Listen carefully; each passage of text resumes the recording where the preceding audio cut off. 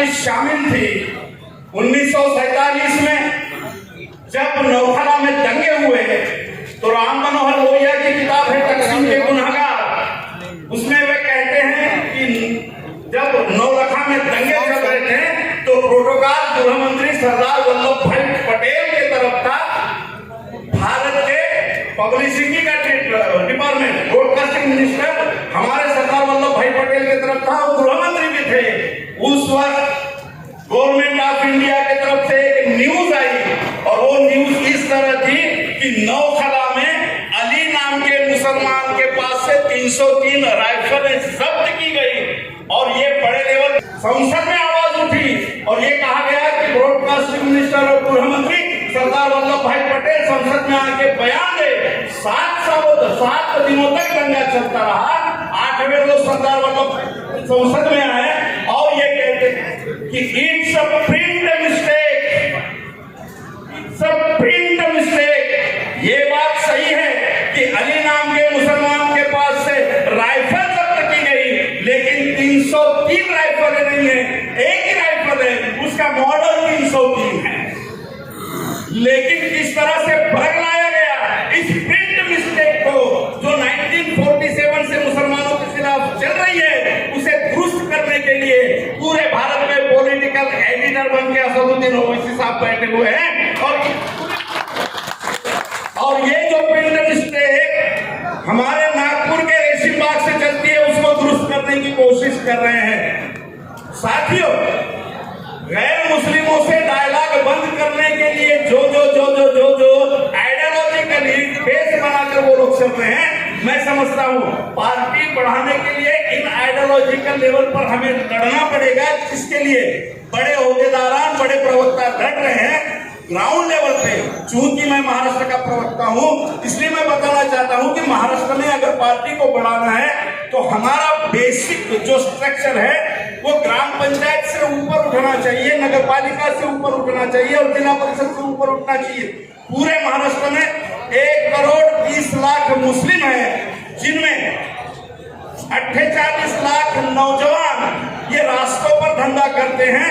इन लोगों के बीच अगर हमारे पार्टी का काम होता है तो ये बेसिक हमारा डेमोन्स्ट्रेशन का मॉब बनेगा।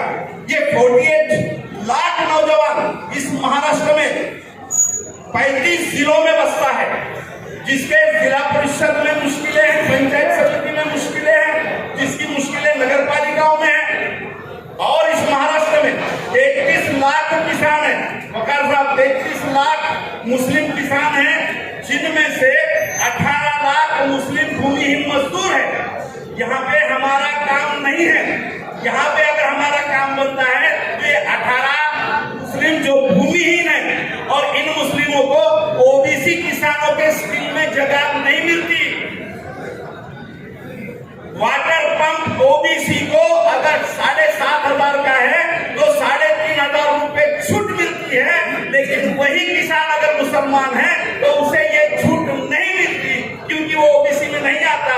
व्यवसाय एक है, समस्या एक है, परेशानी एक है, लेकिन मुस्लिम है, इसलिए अन्याय है और इसी अन्याय के खिलाफ बैरिस्टर ओवैसी साहब की एमआईएम खड़ी है।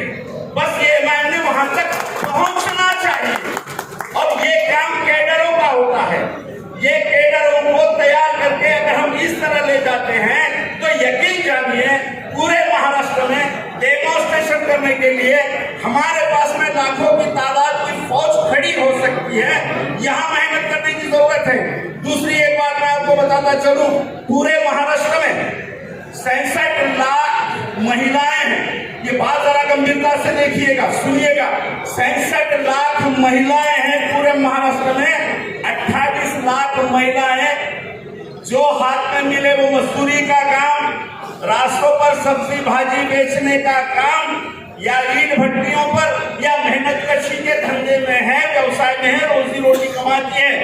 इन 66 लाख में से 28 लाख महिलाओं को हर पार्टियां इस्तेमाल कर लेती है, लेकिन एमआईएम अगर वहां जाएगी तो उन्हें इस्तेमाल नहीं करेगी। उनको अपना कैडर बनाकर महाराष्ट्र के राजनीति में अपना बेस बनाएगी। क्योंकि मुझे इम्तियाज जलील साहब जो हमारे नेता है, उन्होंने कहा कि मार्गदर्शन के तौर पे बात रखिए, तो ये एक मार्गदर्शन दर्शन है कि एक महिला कैडर पूरा खाली पड़ा हुआ है, वहां पर नहीं है। नौजवान महाराष्ट्र में रास्तों पर ही धंधा करता है। अमूमन मेरे ख्याल से पूरे भारत में ये हालात है। इन मुस्लिम नौजवानों को कोई बैंक लोन नहीं देती, ये असुरक्षित व्यवसाय करते हैं। पुलिस के दिल में आया तो वो व्यवसाय करने देगी, वरना हटा देती है। चौकों चौकों में खोमचे और गाड़ियां लगा कर ये करते हैं। इनके बीच हमें जाके काम करने की जरूरत है। दूसरी बात, जो नफरत का दौर चला है उसमें लिटरेरी मिशन का भी काम करना बहुत जरूरी है। बैरिस्टर असदुद्दीन ओवैसी साहब नेशनल लेवल पे, हमारे राज्य प्रवक्ता पठान साहब और बाकी लोग स्टेट लेवल पे, नेशनल लेवल पे इनका मुकाबला कर रहे हैं, लेकिन आपको गांव लेवल पे, शहर लेवल पे, ब्लॉक लेवल पे इन बातों से मुकाबला करके बहुजन समाज से डायलॉग बढ़ाना पड़ेगा, क्योंकि महाराष्ट्र में ये बुनियाद बहुत मजबूत है। बहुजन समाज के नेता है महात्मा ज्योतिबा फुले, बहुजन समाज के नेता है सावित्रीबाई फुले, बहुजन समाज के नेता है छत्रपति शाहू महाराज और बहुजन समाज के नेता है डॉक्टर बाबा साहब आम्बेडकर। इतिहास कहता है कि इन महापुरुषों को बनाने में मुसलमानों का सबसे बड़ा हाथ है, ये इतिहास बताता है। ये महाराष्ट्र सलाम करता है महात्मा ज्योतिबा फुले को, लेकिन महात्मा ज्योतिबा फुले की बीवी सावित्रीबाई फुले कहती है अपनी कविता में कि अगर गफ्फार मुंशी बेग, फातिमा शेख और उस्मान शेख न होते तो ज्योतिबा महात्मा ज्योतिबा नहीं बनते। महात्मा ज्योतिबा फुले इन तीन मुसलमानों ने बनाया है। छत्रपति शाहू महाराज इनके पीछे भी मुस्लिम ताकत से खड़ा था। कुरान का पहले मराठी में अनुवाद छत्रपति शाहू महाराज ने करवाया और डॉक्टर बाबा साहब आम्बेडकर के आरक्षण की लड़ाई में पूरी ताकत से मुसलमान खड़ा था। औरंगाबाद के मिलिंद कॉलेज को भी मुसलमानों ने पूरी मदद दी है। यही नहीं, जब 14 तलाव का आंदोलन डॉक्टर बाबा साहब आम्बेडकर ने खड़ा किया, उस वक्त केवल एक कम्युनिटी ये बाबा साहब के पीछे खड़ी थी जिसका नाम मुसलमान है। जिसका मतलब बेसिकली मुसलमान समतावादी है और समता के आंदोलन में मुसलमान बराबर बना हुआ है। लेकिन हमारे साथ में ही जो जुल्म होते हैं, हमारे साथ में ही जो नकारने की प्रोसेस है, उसके लिए हम सब लोगों को एक कायद के एक नेतृत्व के अंडर में चलना जरूरी है। पिछले 70 सालों कांग्रेस ने क्या किया है ये आपके सामने पता है।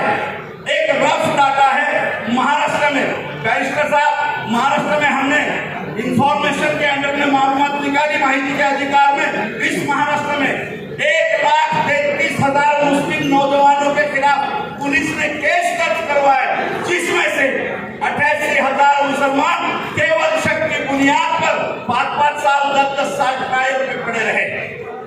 और महाराष्ट्र में जितने छूटे हैं वो लोग 10 साल 15, पूरे भारत में यही हाल है। कैसे लड़ोगे? ये पॉलिटिकल लड़ाई है, ये सामाजिक जस्टिस की लड़ाई तो है, लेकिन ये पॉलिटिकल लड़ाई है। इसलिए डॉक्टर बाबा साहब आम्बेडकर ने जो संदेश दिया था वही संदेश बैरिस्टर ओवैसी साहब दे रहे हैं कि तुम्हारी हर समस्या की, परेशानी की जड़ राजनीति है, तो तुम्हारी हर परेशानी की समस्या का चाबी भी राजनीति है। राजनीति ही समस्या है तो सोल्यूशन भी राजनीति ही होगी। कहां से बनेंगे आपके स्कीम्स, कहां से आएंगे जजमेंट? आज आप देख रहे हैं कि सुप्रीम कोर्ट भी निर्णय किस तरह से दे रहा है, चुनाव आयोग भी किस तरह से दे रहा है। पॉलिटिकल ताकत के बगैर ना तो कोई समाज विकास कर सकता है, ना ही कोई समाज अधिकार ला सकता है। इसलिए बाबा साहब ने कहा था दलितों को कि जाओ अपने दरो दीवार पे सियासतदार कौन बन जाओगे, ये लिखो। उन्होंने लिखने के लिए कहा था।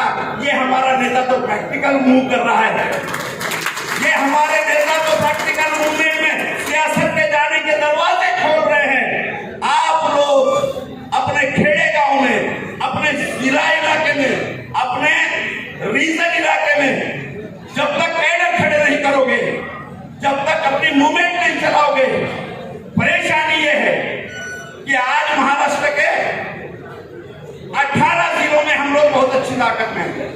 महाराष्ट्र के 18 जिलों में हमारी ताकत अच्छी है, बाकी जिलों में भी है। प्रॉब्लम ये है कि ये 18 जिलों को एक